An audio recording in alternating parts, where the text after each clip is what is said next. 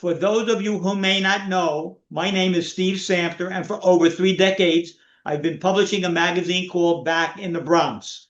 This magazine is a retrospective of life in the Bronx in the 40s, 50s, and 60s. In fact, for all those listening or viewing this podcast, I will be giving you one, a free 6-month subscription to my magazine, Back in the Bronx, with 32 pages consisting of over a dozen stories and 100 ads placed by other Bronxites looking to find other Bronxites, a picture of your building that appeared in the Bronx in the 1940s, 50s, or 60s. We have your exact building. And 3, a 1958 Jan's menu where the kitchen sink was $6.50. Today, there's one Jan's restaurant left open in Queens, and the kitchen sink is now selling for close to $50. Back in 1958, you can buy an actual kitchen sink for $50. Today, all you get is ice cream. Remember when your mother or father would say to you, don't be a big shot, wear a sweater? But now you can be a big shot with your free magazine subscription, because when you are finished reading each issue, you can give it to another Bronxite. All I can tell you is if after 3 decades of publishing Back in the Bronx, it is probably the most recycled magazine ever. No one throws it away. So you can call us at 800-727-6695, and you will get a free subscription, a picture of your Bronx building, and a 1958 Bronx Jan's menu. Before I introduce Jeff, I would like to make some of you old-timers who haven't been back to our favorite borough in a long time aware of some of the changes since you lived there last. 1, the Elder Avenue station is now called the Elder Care Avenue station. 2, it is no longer called Fail Street. Now we call it Pass or Fail Street. Clay Avenue has been renamed Muhammad Ali Avenue. And finally, Bailey Avenue is now called Won't You Come Home, Bill Bailey Avenue. I first met Jeff Gilbert in 1968 when I was teaching driver education, the first time teaching driver education in Manhattan. He and his 2 Bronx friends enrolled in my class. Skip ahead about 2 decades to March 1991, where I put together a Back in the Bronx reunion weekend at the Concord Hotel, where over 1,100 Bronxites gathered. Jeff was one of the attendees. Even though most of the attendees were in their 50s, they all played the familiar schoolyard games and relived childhood memories. The master of ceremonies was Marvin Scott, WPIX anchor for Channel 11 News, and the guest host was Lloyd Alton, the Bronx historian. Since reconnecting there, he and I have become very good friends. I found Jeff to be one of the most interesting and fascinating people I have ever met, and he has shared many of his lifetime story with me, and he delivers it with wit and wisdom. The podcast Jeff will share with us is a dozen unique and interesting stories related to his neighborhood, and is titled Living in the Shadows of Yankee Stadium. Most people get their kicks from Route 66, but only on 161st Street do Bronxites get their kicks from Nedick's. They fill their belly at the Roxy Deli and buys ice cream by the gallons at Addie Valens. And finally, this is an important adage that only Bronxite can understand. It goes like this: you can fool some of the people all of the time, and all of the people some of the time, but you can't Con Edison. So here goes a sampling of some of Jeff Gilbert's Bronx stories. They're all wonderful. This is a small sampling. 1, how a box of chocolate chip cookies from Foodway on 161st Street led to a Yankee victory. 2, watching the Giants and Packers championship game from a rooftop on Girard Avenue. 3, the adventures of a one-trick pony on the Grand Concourse. 4, 10,000 harmonicas in the Yankee Stadium bleachers. And 5, the TV show Naked City films a one-stop shop at Olinsky Supermarket, and many, many more stories. So enjoy. I know you have some stories about Joyce Kilmer Park, a park located just north of 161st Street off the Concourse. The park was named for the poet Joyce Kilmer, who wrote Trees. Can you relate some of these stories for our podcast, Jeff? Sure. So when I was 7 years old, that would be June of 1958, my mom would often take my sister, who was in a carriage, and me to Joyce Kilmer Park, and she liked to sit and schmooze with the local women on the park benches. She liked to sit on the benches directly across from the Concourse Plaza Hotel, just about 161st Street and the Grand Concourse. And so one day she goes to sit on the benches, and there's two boys playing behind the bench. She tells me, "Go play with those kids." And I go with the two boys, and I ask one of the kids uh, how old he is, and my age, and so is the other boy. And one of them asks me, "What does your father do for a living?" And I said, "He's a warehouse manager." And I said, "What does your father do for a living?" And he said, "My father's a pitcher for the Yankees." And I start laughing. And I said to the other kid, "Did you hear what he said?" He said his father's a pitcher for the Yankees. And the other kid says to me, "Well, he is, and my father's the catcher." And then I found out that I was hanging out with Yogi Berra's son and Bob Turley's son, both of whom played for the Yankees for a number of years. I'm told, unlike other Yankees who would stay at the Concourse Plaza, Bob Turley actually lived, rented an apartment at 888 Grand Concourse, right across the street, just south of the Concourse Plaza on the Concourse.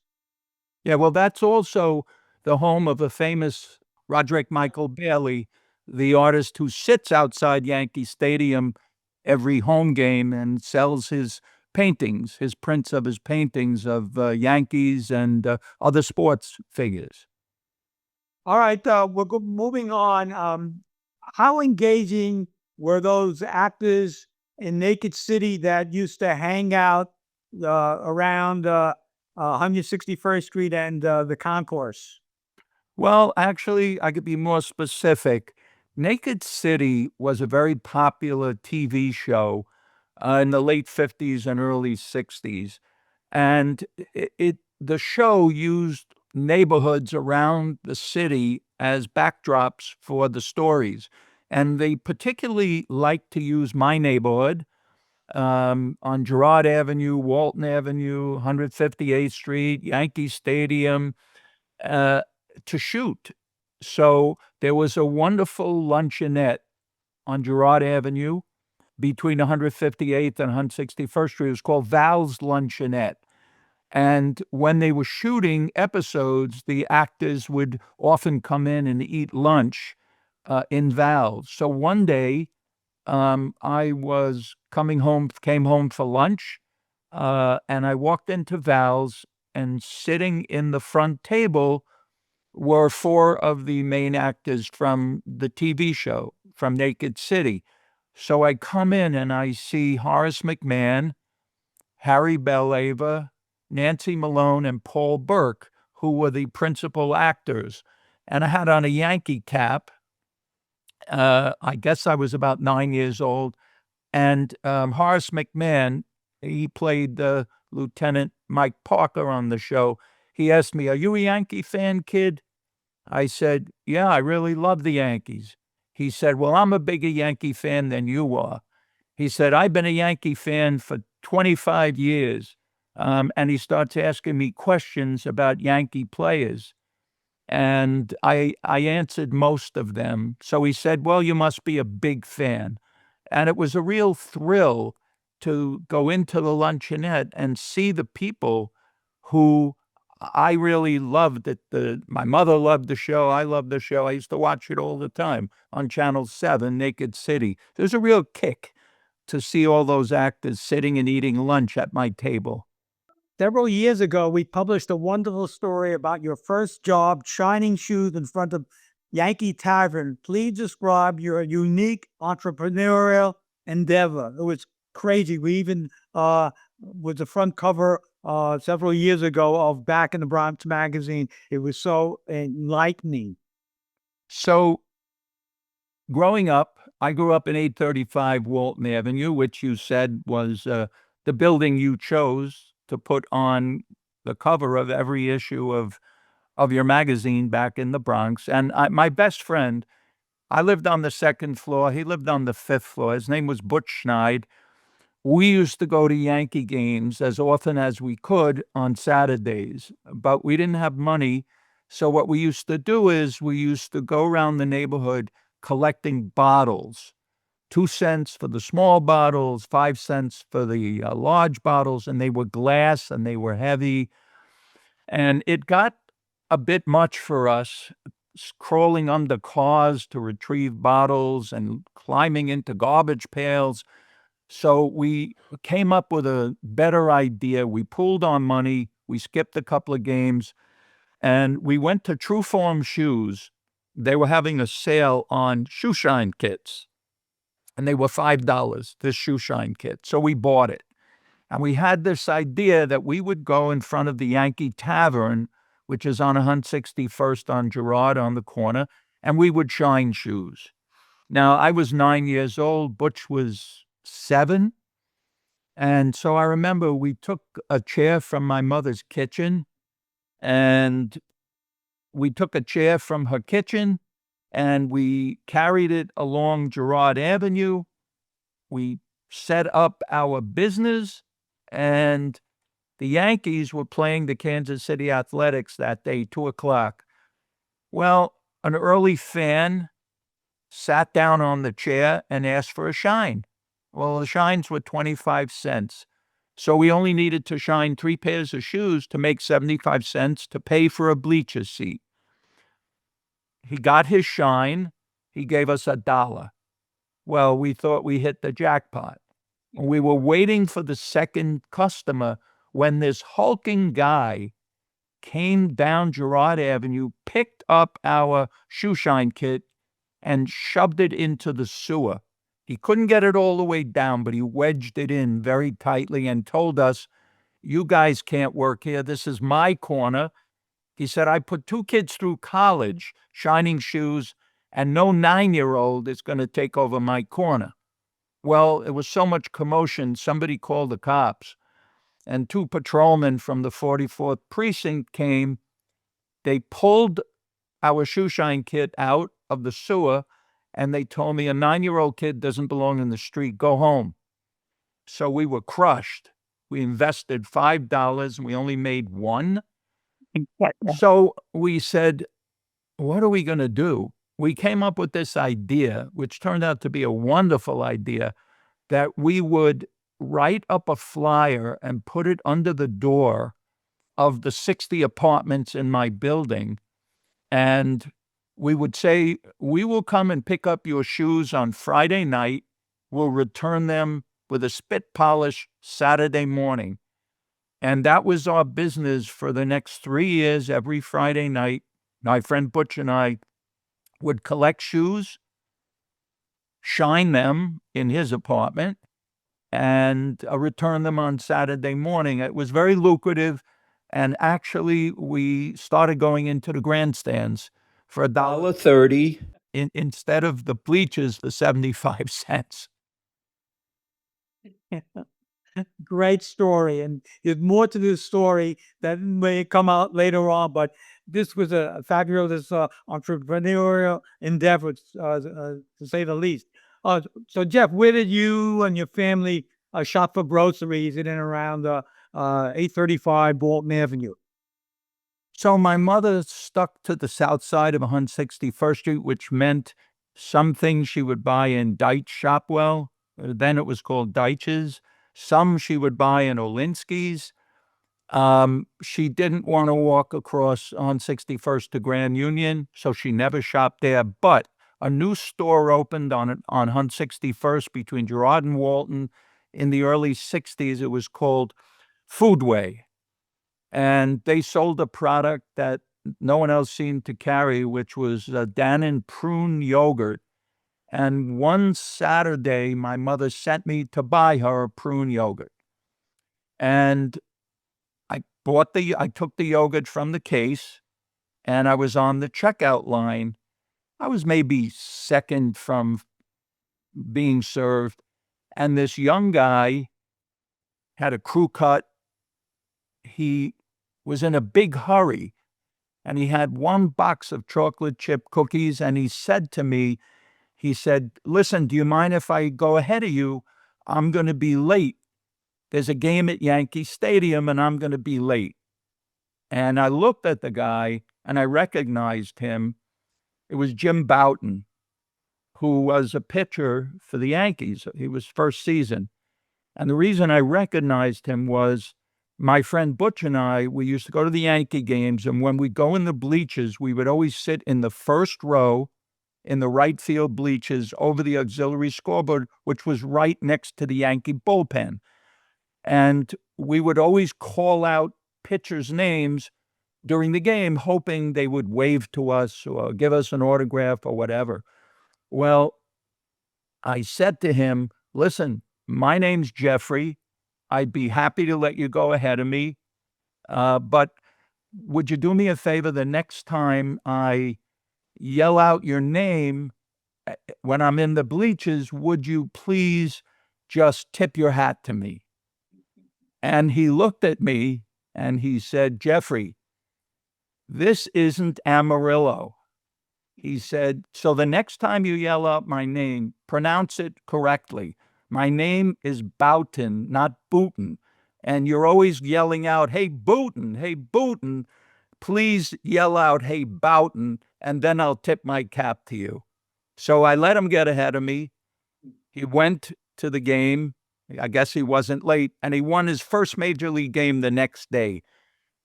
Sunday. He actually pitched an 8-0 shutout against the Washington Senators. And I always thought it was those chocolate chip cookies that he bought that were responsible for his win. Yeah, interesting. Funny story. Have you ever wished you could have a Bronx childhood reunion with your friends, your classmates, and your memories? Well, now you can. Back in the Bronx magazine is your ticket back to the borough of your youth. And for a limited time, you can get a free 6-month subscription that instantly transports you to the streets and stories that shaped you. Each issue brings you around a dozen true Bronx stories. Shopping on Fordham Road, eating on Arthur Avenue, ice cream sundaes at Crumb's, the kitchen sink at Jan's, summer days at Orchard Beach, cheering in the old Yankee Stadium, even trips to Freedom Land. It's 32 pages of laughter, nostalgia, and Bronx pride. A reunion in print that arrives every 3 months. You'll even receive a free picture of your Bronx building as it appeared in the 1940s, 50s, or 60s, and a free 1958 Jan's menu to stir those sweet memories. Now, this is a limited time offer, so call 1-800-727-6695 today and claim your free 6-month subscription, plus your Bronx building photo and 1958 Jan's menu. Because Back in the Bronx isn't just a magazine, it's the Bronx you remember, brought back to life one story at a time. You live at 835 Walton Avenue, right next door to the Congregation Hope of Israel.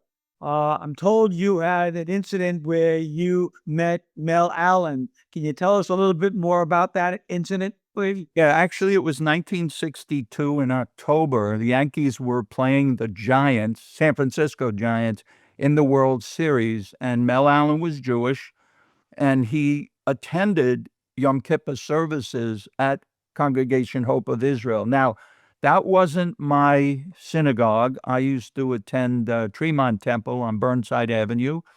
But my mother, from the time I was about 6, Friday night, she would make me wear a jacket and a tie, 6-year-old boy, and go stand in front of the shul. And as the congregants came out, she would always want me to pick out the old men who lived in our building, go up to them and wish them a good Shabbos. Well, on Yom Kippur, she said, go stand out there and tell everybody who you shake hands with, Kamar Tov, which means a good seal.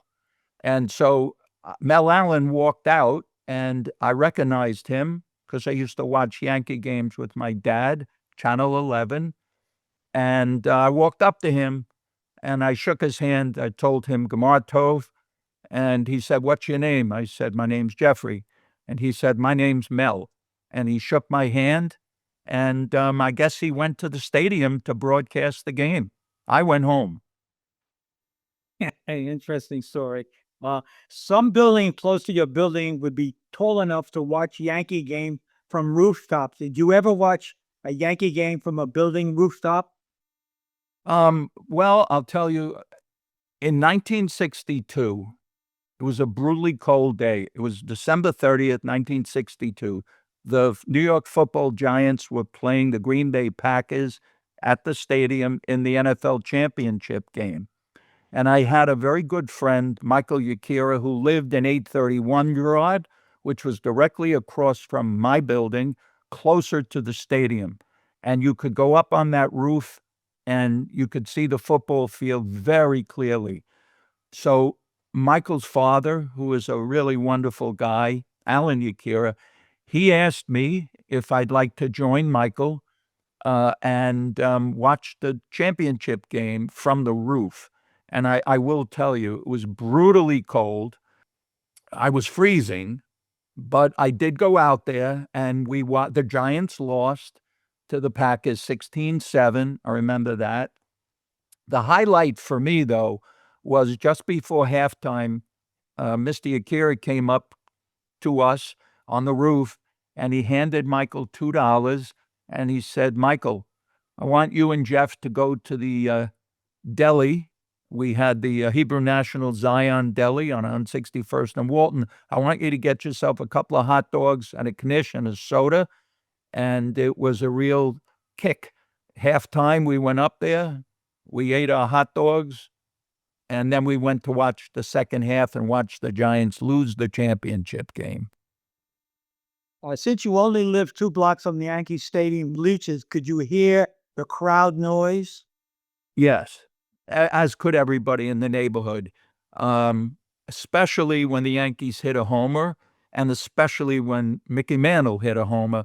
The noise was, you just knew it, that Mickey hit a homer.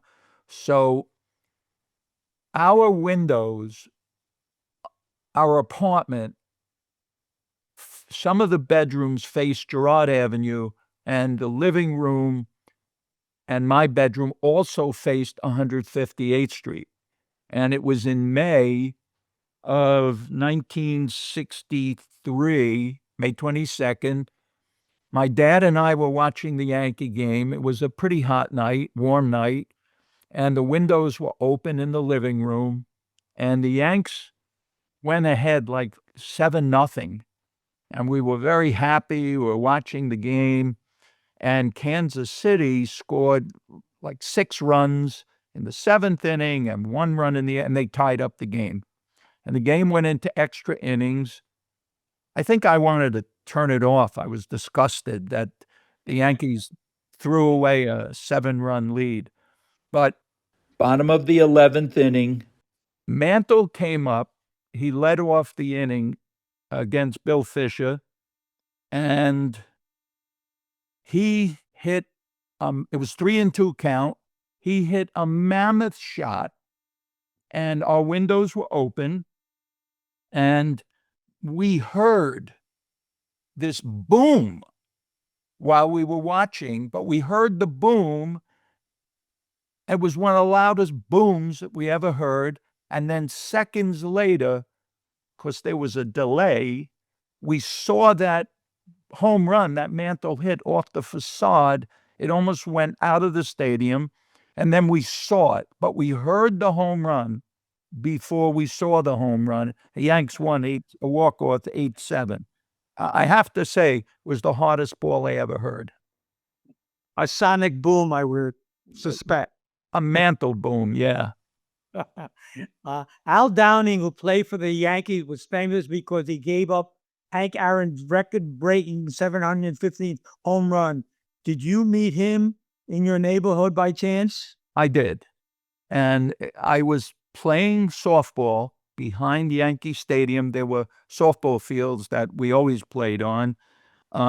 It was in September 19th of 1963, and I was walking home. Game ended. I was walking home, and I walked home on 157th Street, and right by the Yankee executive offices, I saw Al Downing come out, and he was carrying dry cleaning on his left shoulder, over his left shoulder. And I went up to him and I said, Mr. Downing, again, my name's Jeffrey, and can I carry your dry cleaning? I don't want you to hurt your arm.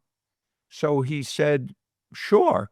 So he hands me the dry cleaning and I put it on my shoulder, and I'm walking with him and we're talking. And I said, well, where are you going? He said, well, I'm staying in the Concourse Plaza. So we walked 157th, and then we made a left onto River under the L, and then we made a right onto 161st Street, and we walked up 161st Street. And I kept hoping that one of my friends would be on 161st Street, seeing me walking with Al Downing. I walked him all the way up to the Grand Concourse, to the hotel. And while we were walking, he said, well, you're going to hurt your shoulder. I said to him, listen, I said, I'm a Little League pitcher. My shoulder's irrelevant here. I said, don't worry. It's your shoulder that we have to worry about. And when we got to the Concourse Plaza, he said to me, Jeffrey, thank you. Nobody ever did this for me in Richmond, because he played minor league ball in Richmond, Virginia for the Yankees. He said, nobody ever did this for me in Richmond. I was thrilled. I was so thrilled that I walked with Al Downing, and I know he's still alive. And I've tried to contact him. So maybe on this podcast, he can learn, he can try to remember, did he ever have a 11-year-old kid carry his dry cleaning from the stadium to his hotel? And I wonder if he remembers it the way I remember it. I doubt it. Maybe. All right, Jeff, could you see Yankee Stadium from your bedroom window by chance? You live so close to the stadium. I could. My bedroom window looked out Girard Avenue and 158th, and every day I woke up and I looked out that window, and yes, I saw Yankee Stadium. I saw the right field facade. I saw the scoreboard. I didn't realize how wonderful a treat that was, that every day I woke up, I could say hello to Yankee Stadium. So I had this idea. I wondered, could I throw a ball out my bedroom window and actually hit Yankee Stadium? So I tried it. I took an old ball, Spalding ball, opened the window, and I fired it out the window, and it bounced down down 158th Street, and then it went past River Avenue, and it actually bounced and hit the bleacher wall. So I was in Hebrew school, and I told a kid that I could throw a ball out my bedroom window and hit Yankee Stadium. And he said, that's ridiculous. You want to bet? So I said, yes, I'll bet you $10 that I can do this. So he comes to my apartment. My parents were out at work, and I open my bedroom window and I fire the ball out the window, but this one hit the window guard, bounced back, and broke the window. So then I had to get the superintendent to fix the window. So I had to pay this kid $10 because I lost the bet, and he wouldn't give me a second chance. And then I had to pay the super to fix the window. But the super couldn't fix it till the next day. So I had to explain to my parents how the window got broken. And I told them a pigeon flew into the window and smashed into the window and broke the window. So I think my parents believed it, but the super, he didn't believe that story. But he fixed it. I think it cost me $15 to pay for the window. It was an expensive bet. And you lost big time. Yeah, I lost. Have you ever wished you could have a Bronx childhood reunion with your friends, your classmates, and your memories? Well, now you can. Back in the Bronx magazine is your ticket back to the borough of your youth. And for a limited time, you can get a free 6-month subscription that instantly transports you to the streets and stories that shaped you. Each issue brings you around a dozen true Bronx stories: shopping on Fordham Road, eating on Arthur Avenue, ice cream sundaes at Crumb's, the kitchen sink at Jan's, summer days at Orchard Beach, cheering in the old Yankee Stadium, even trips to Freedom Land. It's 32 pages of laughter, nostalgia, and Bronx pride. A reunion in print that arrives every 3 months.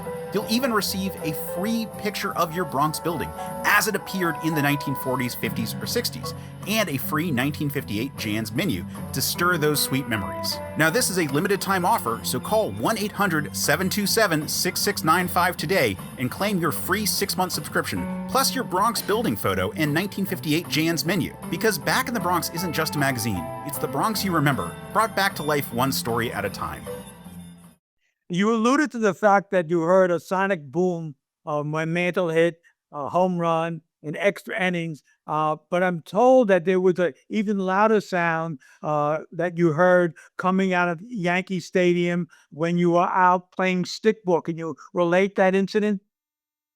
Yeah, so my good friend Michael, Yakira, and I, we played stickball very often across the street from my building. It was the Bronx County Courthouse, and they had a big metal door.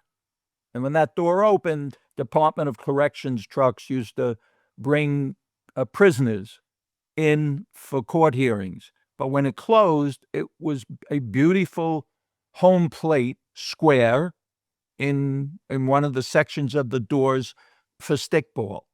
So we waited until the last truck left. The door would not open, and we would play stickball. And we were playing a game, and I guess our game started about 4 o'clock, but the Yankees had been playing the Red Sox that day. It started 2 o'clock. And in the middle of our game, I heard one of the loudest cheers, maybe the loudest cheer I ever heard come out of the stadium. And what happened was Mantle hit a home run off Dick Raditz, who was a relief pitcher for the Boston Red Sox. Mantle called him the Monster, and Mantle had only one hit, I think in 60-plus at-bats in his career against Dick Raditz. That one hit was the home run that we heard the cheering for. And remember, the courthouse faces Yankee Stadium, so those cheers, the noise hits the courthouse and bounces back. And we knew something fabulous happened, and it was that home run. Unfortunately, the Yanks lost the game in extra innings, but that Mantle homer was noteworthy, his only one against the Monster. You had another incident with Mel Allen, with your friend Arthur Singer, who actually is my accountant because of you. So can you tell us about that incident, please? Oh, sure. So Arthur and I, we've been friends since 1964. He's a CPA, and as you know, I recommended him to you and Susan, and you've been very happy with his services. So he lived in Forest Hills. He came the night before, spent the night, and we were going to go to the Yankee game. Before the game, we went to Murray's Candy Store, which was on the corner of 161st and Walton on the north side. It was an interesting candy store. It was called Murray's, and there were 2 men who owned it, both named Murray. So the kids called it Big Murray and Little Murray. And so Big Murray, he recommended to me, he got a magazine in about Mickey Mantle. And he said it was not expensive, and so I bought it. And we brought it into the game. Now, we never paid for our tickets. What we would do is we would stand in front of the box seat entrances, and we'd wait for well-dressed businessmen to come by, and we'd ask them for extra if they had extra tickets. So that day, two businessmen came, and they had two extra tickets. And these tickets were the first row, second deck, above the press box. So we were sitting behind Mel Allen for the whole game. And at the end of the game, it was a really good game, and the Yanks won. They beat Kansas City. And at the end of the game, Mel Allen came up the little staircase with Betty Kaywood. Betty Kaywood was the first female announcer. She announced that game on TV for the Kansas City Athletics. And they were coming up, and I went up to him and I asked him, would he autograph my Mickey Mantle book, magazine? And I handed it to him, and he said, wait a minute, this looks interesting. So we sat down, he and Betty Kaywood sat down. They talked to Arthur and I for like a half an hour. He did sign it, and Betty Kaywood signed it. But the great thing was that I said to him, I don't know if you remember me, but a couple of years ago, I met you outside Congregation Hope of Israel, and I said, Gamar Tov to you, and he laughed. I guess he did remember me. And then Arthur and I went home. They left, but it was quite an interesting 30 minutes with him. I thought he was a great guy. He talked about everything, about the Yankees and the neighborhood, and he was a super guy. Did you ever go to World Series games since you live so close to the stadium? So the first game I ever went to, my dad woke me up early on a Sunday morning in 1958, and he said, be quiet, get washed and dressed. I'm taking you out to the Yankee World Series. And I couldn't believe that. So we had to go. We lived 1 block from the stadium, but we had to go wait online at 8 o'clock in the morning. It was a 2 o'clock game. We stood online for 6 hours to go to the World Series game. My first game I saw was the 4th game of the World Series, and I saw Warren Spahn beat Whitey Ford. I was very depressed. 3-0. The Yanks lost, but they came back and won that series. If you remember that series, they were down 3-1, and they came back 1-3 straight. In 1960, my dad took me and my good friend Shelley Boxer to a game, the 4th game, Sunday, and we were sitting right over the auxiliary scoreboard in right field, and the Yankees lost that game. But Bob Cerv hit a tremendous shot off of Elroy Face in the 8th inning, 2 men on, and Bill Verdon made an amazing leaping catch, and the Yanks lost 5-3. In 1962, my dad took me again. The Giants played the Yankees. He took me to the 4th game, Sunday, and that game the Yankees won. But in 1964, I went with 9 of my friends to the Saturday game, the 3rd game against the St. Louis Cardinals. And it was very interesting because we were all waiting online, and there were representatives from the Hohner Harmonica Company giving out free harmonicas to anybody waiting to get in. Now, I'm talking the line was thousands of people. So thousands of us kids got free Hohner harmonicas. So why did we get free harmonicas? Because that was the year that Phil Linz, a utility infielder for the Yankees, had an incident in a bus with Yogi Berra. The Yanks had dropped 4 games to the White Sox. They were sinking in the standings, and everybody was a little tense on the bus. Linz was a little upset because he hit well against the White Sox, but Berra, the manager, didn't play him at all. The Yanks dropped 4 in a row to them, and they were on the bus, and Linz had bought a harmonica, and he didn't know how to play, so he had a little instruction book. Mary Had a Little Lamb. So he was playing Mary Had a Little Lamb, and Berra, who I guess was fuming over the sweep, he said, whoever's playing that, stop playing. Linz didn't hear him, and he said to Mickey Mantle, what did Yogi say? Mantle said, he said, play it louder. So Lynn starts playing it louder. Berra jumps up. He runs the back of the bus. He slaps the harmonica out of Linz's hands. It hits Joe Pepitone's knee. I read that it cut his knee, but Pepitone was saying he had to go on the disabled list. He was calling for a medic. And I guess that broke the tension because the Yankees went on to win, I think, 30 out of the next 43 games, and they won the pennant by 1 game over Chicago. So we're all sitting in the bleachers. We have hours to kill. What is everybody doing? Playing the harmonica. You had like 30,000 people in the bleachers playing this harmonica. 98% of them didn't know how to play a harmonica, but we all tried to play Mary Had a Little Lamb. And that game was the best Yankee game in my whole life because the game was tied 1-1 in the bottom of the 9th. I think it was Boughton who had pitched that game for the Yankees. He pitched a complete game. Bottom of the 9th, relief pitcher came in for the Cardinals. He was a knuckleballer. His name was Barney Schultz. And Mantle led off that bottom of the 9th. On the first pitch, he hit a homer into the third deck of the stadium. The Yankees won 2-1.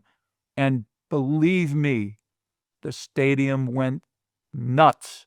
It was bedlam in the bleachers. There was such joy on that home run, and I've watched Yankee baseball for a very long time, and that was the best Mantle home run I ever saw. Interesting story. Great story. And there's another story you told me about Pedro Ramos. Please tell it slowly because I want everybody to listen because this is a wonderful encounter with Pedro Ramos. Please tell us, Jeff. Yeah, so it was the springtime of 1965. I was in 9th grade in junior high school 22. And one of my classmates, one of my friends, his name was Stephen Koningsberg, he comes up to me in school. He says, I just started the Gil Blanco fan club. And Gil Blanco was a rookie lefty that the Yankees had brought up in 65. He said, we need to go and tell Gil Blanco that I started this fan club. He said, I'm the president. You can be the vice president if you come with me. Well, I lived a block and a half from the Concourse Plaza. So I said, sure.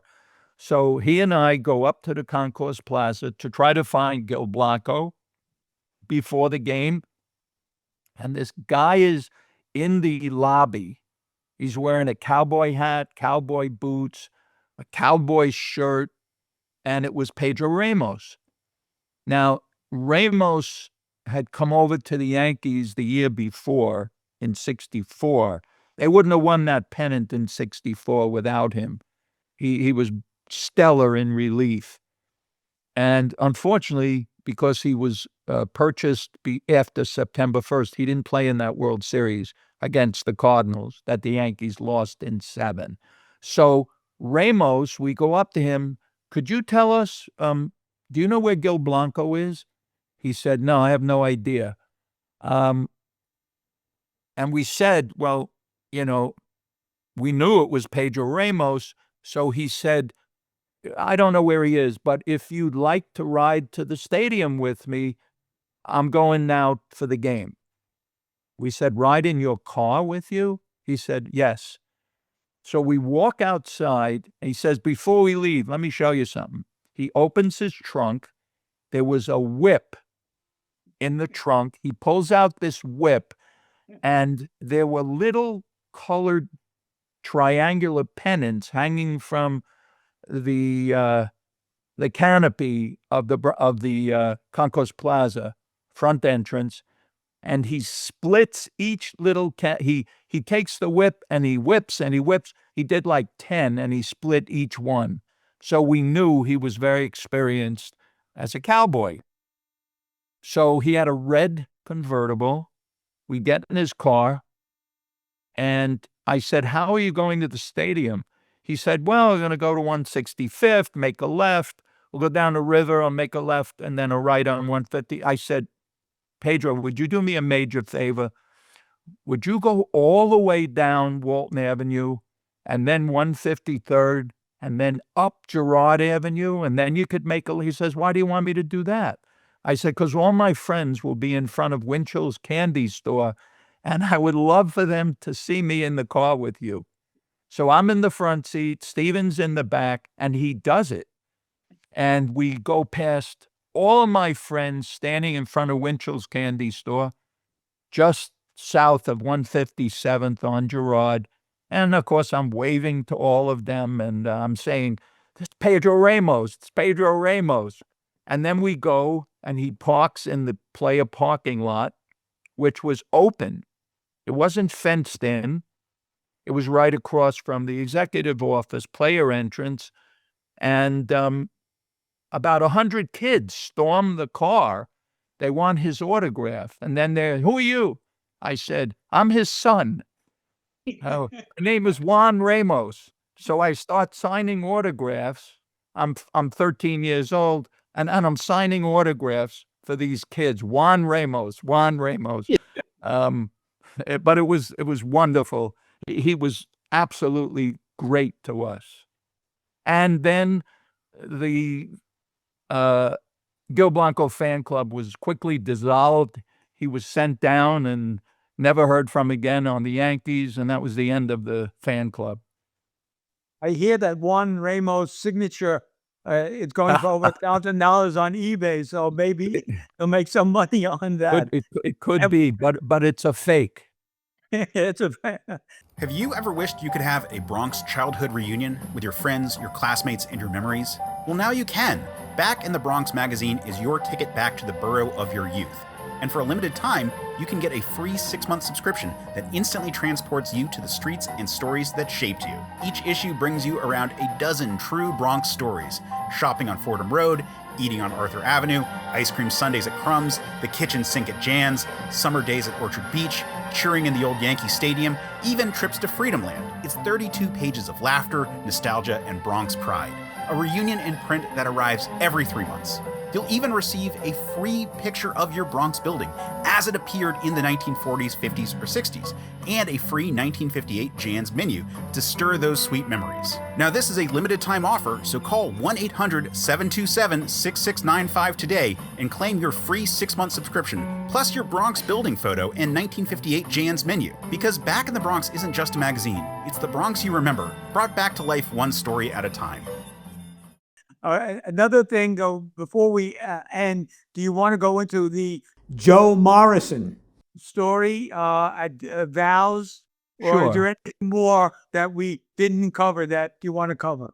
So Val's Luncheonette was the best food, wonderful people, and the original owners was a woman named Val and her husband Max, and they sold it, and 2 people bought it, Sid Goldstein and Edna, and I just don't remember Edna's last name, but they were wonderful people. They were partners in business. They were wonderful people, and prior to buying Val's, they both worked at the Stadium restaurant, which was on 161st near Addie Valens. And so all the players loved the food that Edna cooked so much, they followed them, and they were clients. They would eat in Val's. Well, the New York Football Giants would eat in Val's every night they were in town because they played in Yankee Stadium. And my mom, who was a registered nurse, but she was a stay-at-home mother, and she worked in Val's at the cash register. So we would eat in Val's every night. And in the back booths, we would be on the left. 8 New York Giants would be eating dinner on the right. I never saw so much food on a table in my life that was feeding the Giants. And again, I remember there was a really good guy. His name was Bill Swain. Don Chandler used to eat. Gary Wood, who was a backup quarterback to Y.A. Tittle, would eat. And so one day, I came home from school, and I was tired, and I took a nap. Now, unbeknownst to me, Joe Morrison, who was a great Giant halfback, wide receiver, Joe Morrison he came into Val's and he hurt his finger. So my mother bandaged it up, and he was so thankful. He said to my mother, if there's anything I could do to repay you, I'd be happy. She said, well, there is. She said, my son is up in the apartment. Would you go up there, ring the bell? He'll have the thrill of his life. So he goes to my apartment. He rings the bell. I'm sleeping. I go to the door. I said, who is it? And I heard Morrison. Well, I had a close friend named Ross Morrison. I thought it was Ross ringing my bell. I said, Ross, I'm tired. I'm sorry, but I'll talk to you tomorrow. I didn't open the door. So he went back to Val's. He said, your son wouldn't open the door. So my mother called the house and she said, stupid, I just sent Joe Morrison to the door to talk to you. I said, number 40, Joe Morrison, the Giants? I said, send him back. I'll open the door. So she did. And I opened the door. I was thrilled. And he came in to the apartment. He sat with me for a while, talking about the Giants. And it was a big thrill. How many people, when they're 14 years old, has a halfback for the Giants coming and ringing their bell? It was fabulous. Great story. Great story. Are there any other story that we left out that you'd like to talk about? Well, my first job where I got paid by an employer, I was actually a vendor in Yankee Stadium. I had a classmate, Freddie McRae, and Freddie was a vendor, so he took me to get my Social Security number. He took me to get working papers, and finally, I got the job at the stadium. But that period, it was already, the baseball season was over, so I worked the football game. I was 14, and I was given Dixie Cup ice creams to sell. It was about 17 degrees in the stadium, and they assigned me to the left field upper deck to sell ice cream in freezing weather. 2 drunken Giant fans bought Dixie Cups from me. I wound up selling 2 Dixie Cups. 50 cents I made in sales that day. And I realized that I wasn't going to be a successful ice cream vendor. That I knew. But I got smarter as the season went on. I switched to souvenirs, and I used to sell souvenirs. And what I used to do, I worked before the game and after the game, but at halftime, I would wheel my souvenir stand. It was on wheels.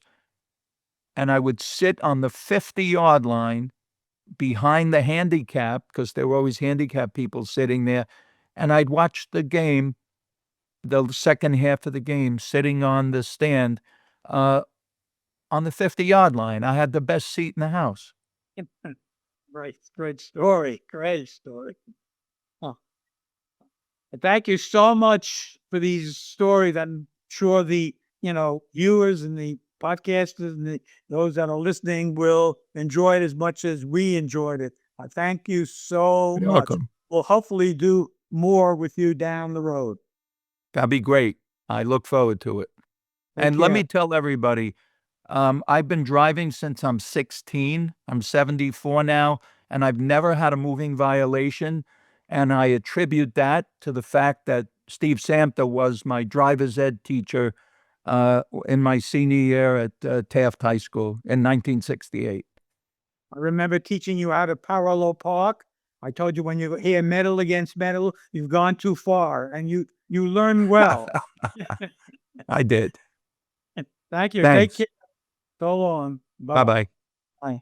Have you ever wished you could have a Bronx childhood reunion with your friends, your classmates, and your memories? Well, now you can. Back in the Bronx magazine is your ticket back to the borough of your youth.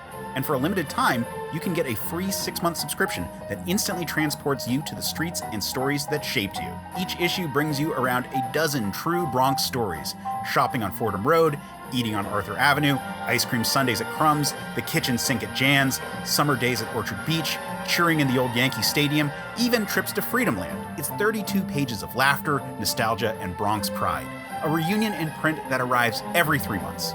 You'll even receive a free picture of your Bronx building as it appeared in the 1940s, 50s, or 60s, and a free 1958 Jan's menu to stir those sweet memories. Now, this is a limited time offer, so call 1-800-727-6695 today and claim your free 6-month subscription, plus your Bronx building photo and 1958 Jan's menu. Because Back in the Bronx isn't just a magazine, it's the Bronx you remember, brought back to life one story at a time.